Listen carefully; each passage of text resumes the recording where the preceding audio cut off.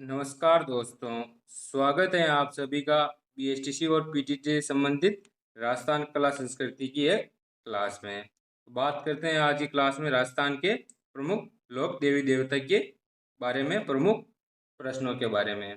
तो ये जो क्लास होने वाली है वो हमारे प्रमुख लोक देवी देवता से संबंधित जो 2020 के बाद जो भी पेपरों में प्रश्न आए हैं उनसे संबंधित होने वाली है। बात करते हैं इसकी पहले प्रश्न से। पहला प्रश्न क्या है? पहले प्रश्न की बात करते हैं। शकुन शकुन शास्त्र के लोक देवता के नाम से, शकुन शास्त्र के लोक देवता के नाम से किसे जाना जाता है या किसे जो प्रसिद्ध है? तो अड़बू जी, मेहाजी मंगलिया, तेजा जी, रामदेव जी। कौन से जो देवता हैं वो शकुन शास्त्र एवं ज्योतिष शास्त्र, ज्योतिष शास्त्र इसके ज्ञाता कहलाते हैं। क्या कहलाते हैं? तो ज्योतिष शास्त्र और शकुन शास्त्र के ज्ञाता कहलाते हैं।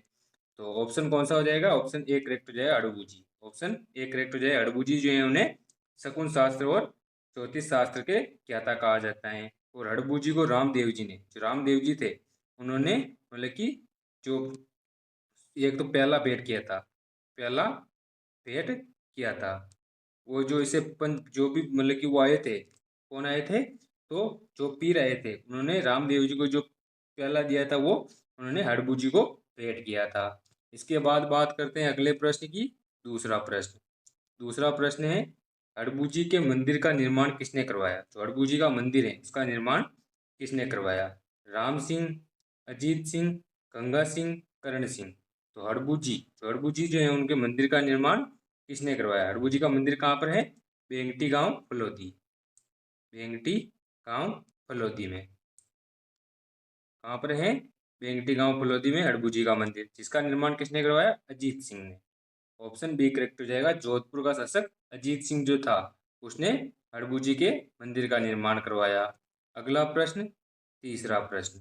तीसरा प्रश्न क्या है अपना? तीसरे प्रश्न की बात करते हैं।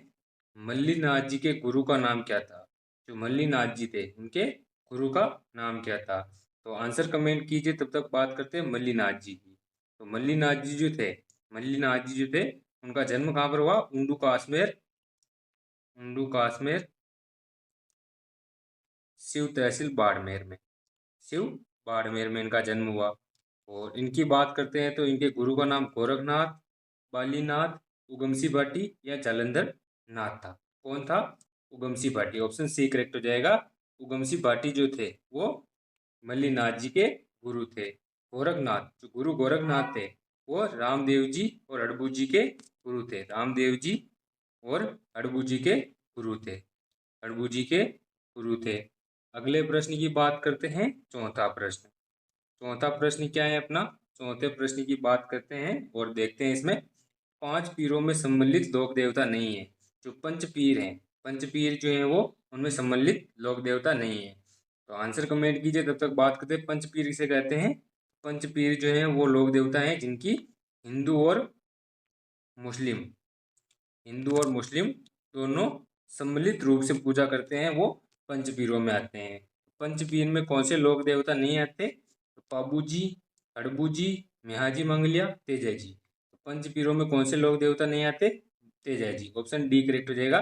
तेजा जी जो है वो पंचपीरों में नहीं आते। बाकी पाबू जी, हड़बू जी, मेहाजी मंगलिया और इनके अलावा दो लोक देवता कौन से हैं?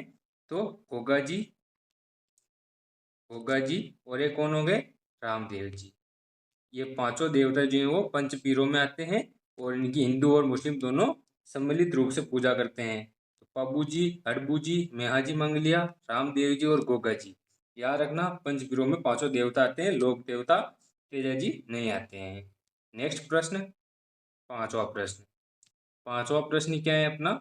पांचवें प्रश्न की बात करते हैं। मल्लीनाथ जी का समाधि स्थल है, मल्लीनाथ जी जो है उनका समाधि स्थल कहाँ पर है? बाड़मेर, बांसवाड़ा, बालोतरा, फलोदी। तो कौन से जिले में है ये आप कमेंट कीजिए, मैं आपको पूरा ठिकाना बता देता हूँ। तलवाड़ा, तलवाड़ा जो है वो सही फिक्स जगह है। इसके अलावा जिला कौन सा है आप आंसर कमेंट कीजिए। तो पहले जिला था बाड़मेर, पहले जिला था बाड़मेर और नया जिला बनने के बाद बालोतरा। ऑप्शन सी करेक्ट हो जाएगा। तलवाड़ा बालोतरा में मल्लीनाथ जी का समाधि स्थल है। तो ये हो गई मल्लीनाथ जी के बारे में।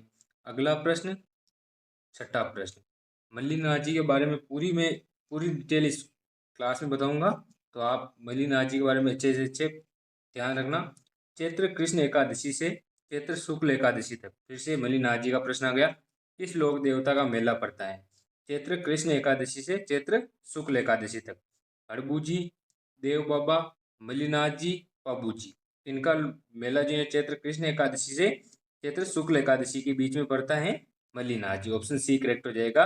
मल्लिनाथ जी का मेला चैत्र कृष्ण एकादशी से चैत्र शुक्ल एकादशी के बीच में पड़ता है। और कहाँ पर पड़ता है? हमने बात की तलवाड़ा बालोतरा में पड़ता है। तलवाड़ा बालोतरा में पड़ता है। अगला प्रश्न, तो सातवां प्रश्न है। सातवां प्रश्न क्या है? कुंडा पंथ की स्थापना कब की गई? कुंडा पंथ था उसकी स्थापना किसने की? आंसर कमेंट कीजिए। कब हुई? 1395 में, 1399 में, 1397 में, 1401 में। तो कुंडा पंथ ऐसे क्या कहते हैं? डोरा पंथ, डोरा पंथ भी कहते हैं। इसकी स्थापना किसने की? मल्लिनाथ जी ने, मल्लिनाथ जी ने की। और ये कब की गई? 1399। ऑप्शन बी करेक्ट हो जाएगा। 1399 में की गई कुंडा पंथ, यहाँ पे डोरा पंथ की स्थापना। और मल्लिनाथ जी का मेला जो है वो कहाँ पर पड़ता है? तलवाड़ा बालोतरा में पड़ता है। मेन स्थान तलवाड़ा बालोतरा है। अगला प्रश्न, आठवां प्रश्न। आठवां प्रश्न क्या है? प्रकृति प्रेमी किस लोक देवता को कहते हैं? जो प्रकृति प्रेमी लोक देवता किस लोक देवता को कहा जाता है? देव बाबा, भूरिया बाबा, तल्लीनाथ जी, मल्लीनाथ जी। प्रकृति प्रेमी लोक देवता किसे कहा जाता है? तल्लीनाथ जी को। ऑप्शन सी करेक्ट हो जाएगा। प्रकृति प्रेमी लोक देवता तल्लीनाथ जी को कहा जाता है। और देव बाबा जो है गुर्जरों के आराध्य देव है। गुर्जरों के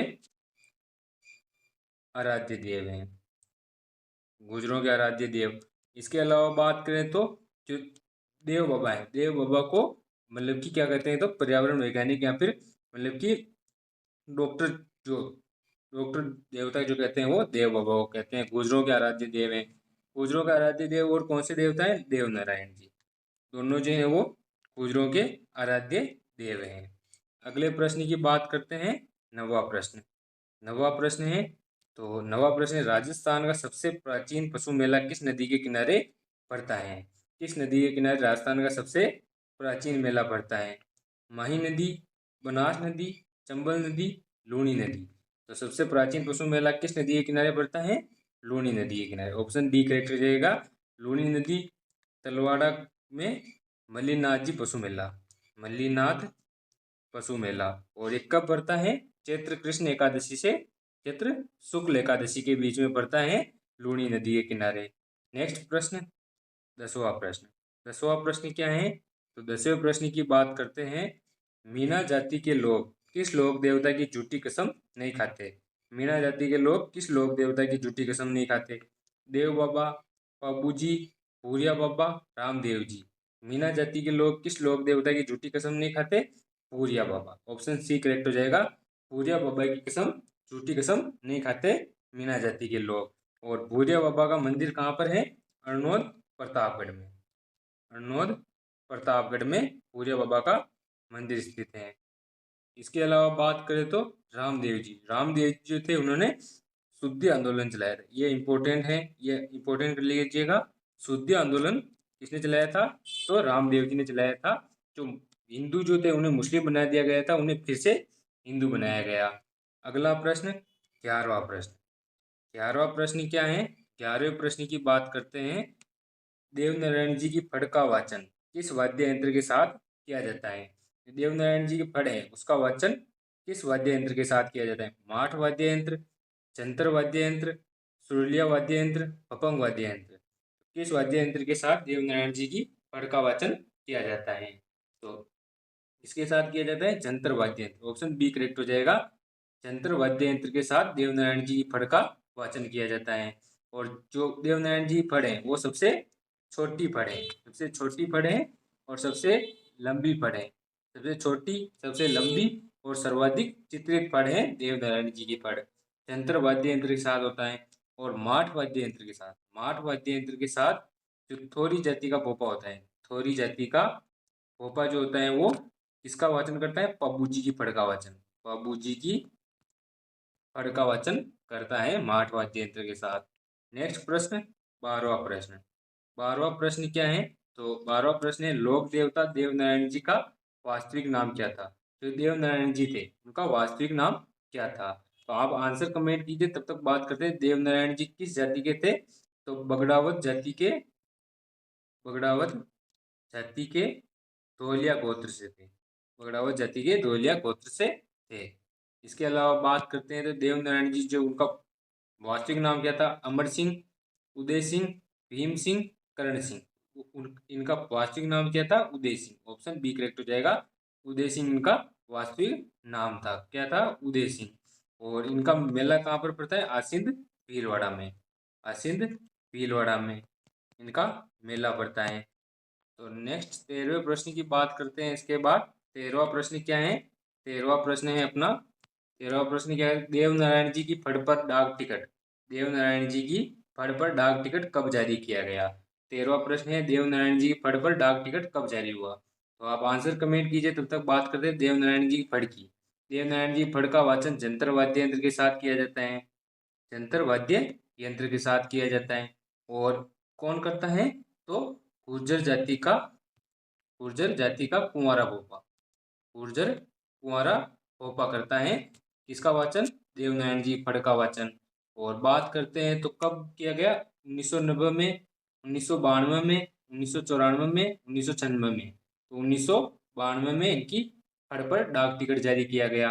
और इनकी फड़ सबसे छोटी फड़ है, सबसे छोटी और सबसे लंबी और सबसे चित्रित फड़ है, सबसे ज्यादा चित्रित फड़ है। इसकी बात हमने पिछली मतलब क्वेश्चन में की। इसके अलावा बात करते हैं तो देवनारायण जी एकमात्र लोक देवता थे, एकमात्र लोक देवता जिनके ऊपर जिनके ऊपर डाक टिकट जारी हुआ, जिनके ऊपर डाक टिकट जारी हुआ, एकमात्र लोक देवता थे। जिन पर कब डाक टिकट जारी हुआ? 2011 में डाक टिकट जारी हुआ। और इसके बाद बात करते हैं 14वें प्रश्न की। 14वां प्रश्न क्या है? 14वां प्रश्न है, दूल्हे के वेश में रहने वाले लोक देवता थे, रहने वाले लोक देवता थे। बिग्गा जी, मामा देव, देव बाबा, मामा देव है, मामा देव, देव बाबा, कल्लाजी राठौड़। कौन थे? बिग्गा जी। ऑप्शन ए करेक्ट हो जाएगा, बिग्गा जी थे। बाकी बात करें कल्लाजी राठौड़ की। कल्लाजी राठौड़ जो थे उन्हें चार हाथों वाले लोक देवता कहते हैं, चार हाथों वाले लोक देवता।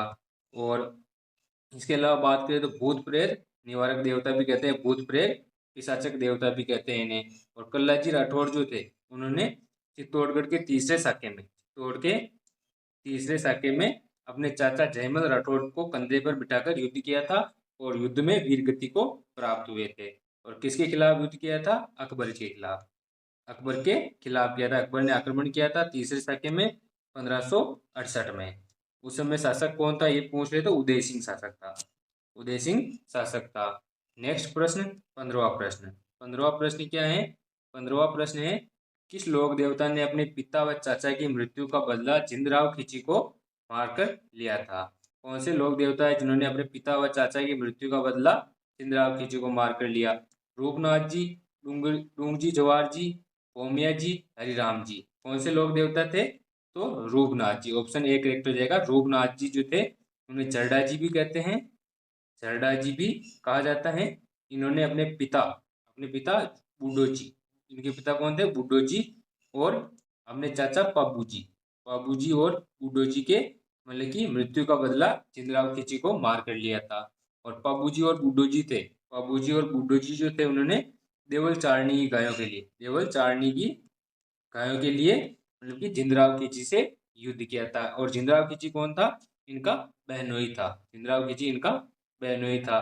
तो रूपनाथ जी जो थे उन्होंने अपने पिता व चाचा की मृत्यु का बदला बाबूजी और बुड्ढो जी की मृत्यु का बदला जिंदराव खिची को मार कर लिया था।